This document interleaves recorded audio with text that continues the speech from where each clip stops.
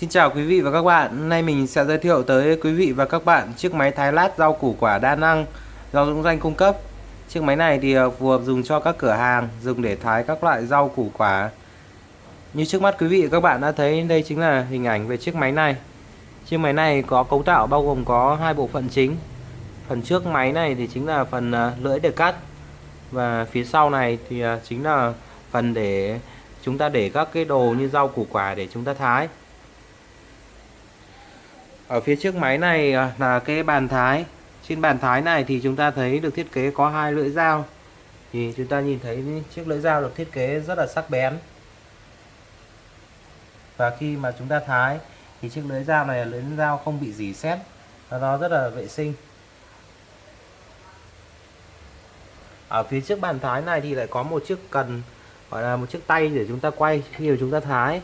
Thì chúng ta chỉ việc quay chiếc cần này, thái rất là nhẹ nhàng và máy này chuyển động rất là êm, không phát sinh ra tiếng ồn.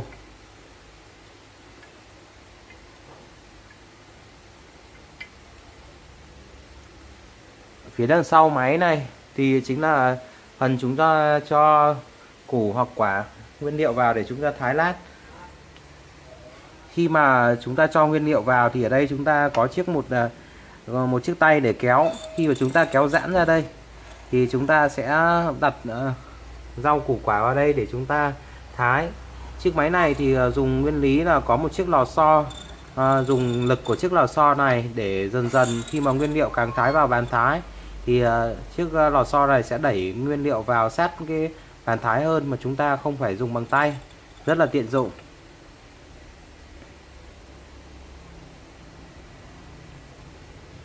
Ở đằng phía ngang máy này thì chúng ta có một chiếc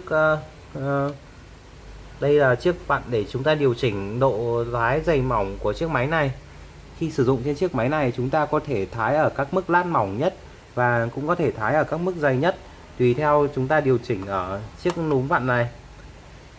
Và khi thái thì chúng ta lại có thể tháo được cái bàn thái ra ngoài thông qua cái chốt này.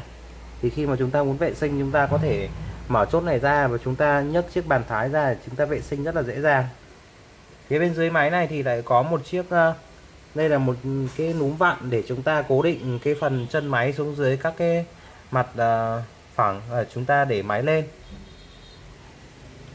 Khi sử dụng máy này thì nếu mà trong trường hợp chúng ta không muốn cố định bằng chiếc núm vặn này thì chúng ta có thể sử dụng một chiếc vòng chúng ta đặt xuống dưới, và chúng ta có thể khoan bắt vít để đặt máy này cố định lên. Đây, ví dụ khi mà chúng ta muốn cố định chiếc máy này thì chúng ta sẽ vặn núm này xuống, thì khi đó chiếc mút ở dưới này nó sẽ mút chặt vào, thì khi đó máy nó cố định ở trên các cái mặt phẳng. Thì thông thường như chúng ta cố định ở trên các cái mặt phẳng như mặt đá hoa này thì máy sẽ cố định sẽ chắc chắn nhất. Và khi mà chúng ta muốn di chuyển máy, chúng ta lại mở nút công tắc này đây, chúng ta nhấc máy ra ngoài, rất là dễ dàng, rất là tiện dụng. Còn trong trường hợp mà chúng ta không muốn sử dụng chiếc mút thì chúng ta có thể lắp một chiếc vòng này ở phía dưới chân máy này, và chúng ta khoen các lỗ vít để cố định chiếc máy này trên các cái mặt bàn hoặc là mặt phẳng khác. Khi sử dụng bộ sản phẩm này thì chúng tôi có khuyến mãi cho quý vị và các bạn một bộ lưỡi dao gồm có hai lưỡi thái, rất là tiện dụng. Và như chúng ta vừa thấy là bộ lưỡi dao này là lưỡi dao không bị rỉ và rất là sắc bén. Đây thì chính là một chiếc để điều chỉnh cái độ dày mỏng khi mà chúng ta cần thái lát. Giả sử như chúng ta muốn điều chỉnh độ dày mỏng thì chúng ta sẽ đưa chiếc cần này vào đây và chúng ta sẽ thực hiện, chúng ta quay trên cái bàn thái ở phía đằng trước máy này thì nó sẽ có thể điều chỉnh độ dày mỏng khác nhau. Tí nữa khi mà thái thực nghiệm mình sẽ hướng dẫn chi tiết quý vị và các bạn. Ngoài ra đây là một số cái phụ kiện như là cái tô vít hoặc là cái lục năng 6 cạnh để chúng ta xoáy khi mà chúng ta cần lắp đặt các cái dụng cụ vào trong máy. Bây giờ thì để quý vị và các bạn có thể nhìn chi tiết hơn về sản phẩm thì mình sẽ làm cái video thái thực tế trên chiếc máy này để quý vị có thể thấy cái công dụng của chiếc máy này thái lát rất là tiện dụng. Ở đây thì mình đã chuẩn bị trước một củ khoai tây và một số củ cà rốt để chúng ta thái thực nghiệm. Thì khi thái thì chúng ta sẽ đặt một chiếc đĩa lên chiếc máy này. Bây giờ thì mình sẽ tiến hành mình thái củ cà rốt trước. Đầu tiên chúng ta kéo giãn chiếc lò xo này ra và chúng ta đặt củ cà rốt vào bên trong. Bây giờ mình sẽ tiến hành mình quay mình thái.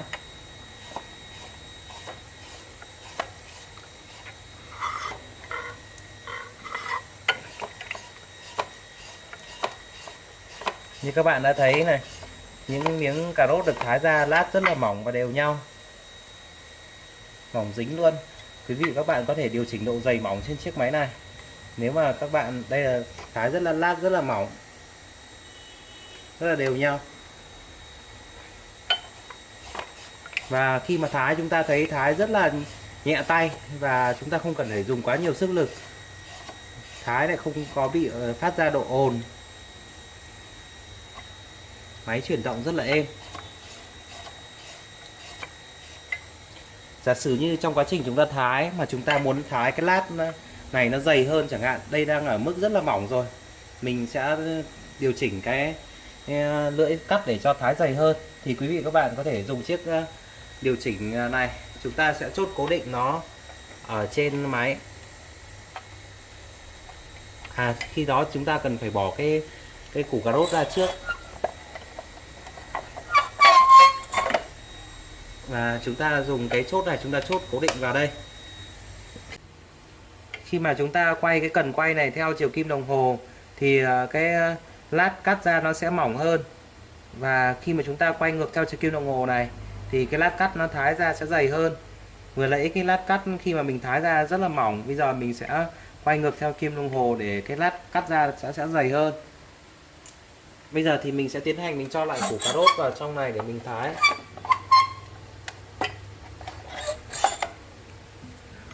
Các bạn có thể quan sát ở đây.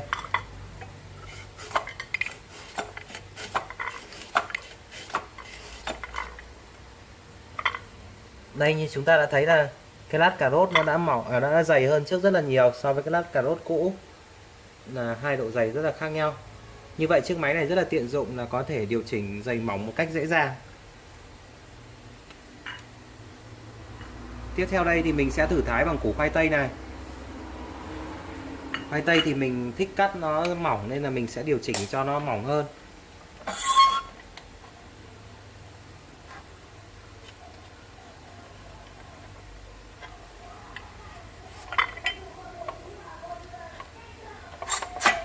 Mình cũng tiến hành mình quay cái cần này theo chiều kim đồng hồ để thái ra cái lát khoai tây nó mỏng nhất.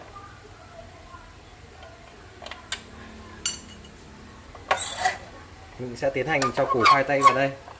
Bây giờ mình sẽ tiến hành mình quay.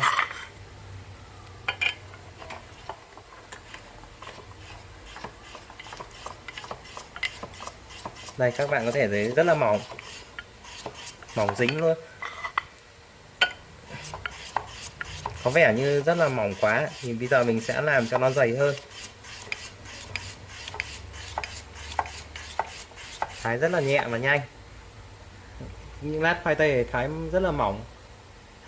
Bây giờ mình sẽ điều chỉnh để cho nó sẽ dày hơn, bởi vì nó mỏng quá.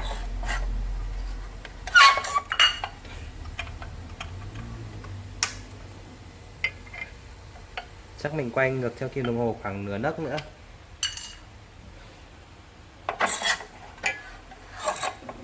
Mình tiến hành cho lại củ khoai tây. Đây, bây giờ khoai đã thái ra ở cái mức đỡ mỏng hơn, ở mức thái mỏng vừa, dày hơn so với ban đầu một chút. Rất là tiện đúng không ạ? Và rất là nhanh.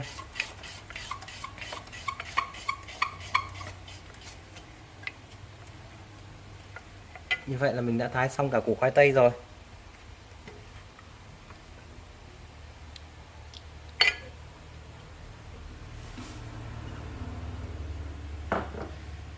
Các bạn có thể thấy được cái thành phẩm của chúng ta sau khi thái rất là nhanh và rất là tiện dụng ở các cái độ dày mỏng khác nhau. Sau khi mà thái xong mà chúng ta muốn vệ sinh thì chúng ta có thể tháo được hẳn cái bàn thái này ra bằng cách là chúng ta mở chiếc chốt ở trên phần thân máy này ra. Chúng ta vặn ngược theo chiều kim đồng hồ khoảng 90 độ. Sau đó thì chúng ta sẽ rút nó ra. Rất là dễ dàng. chúng ta có thể mang chiếc bàn thái này chúng ta đi ra chúng ta vệ sinh. Sau khi mà chúng ta vệ sinh xong, chúng ta lại thực hiện chúng ta lắp chiếc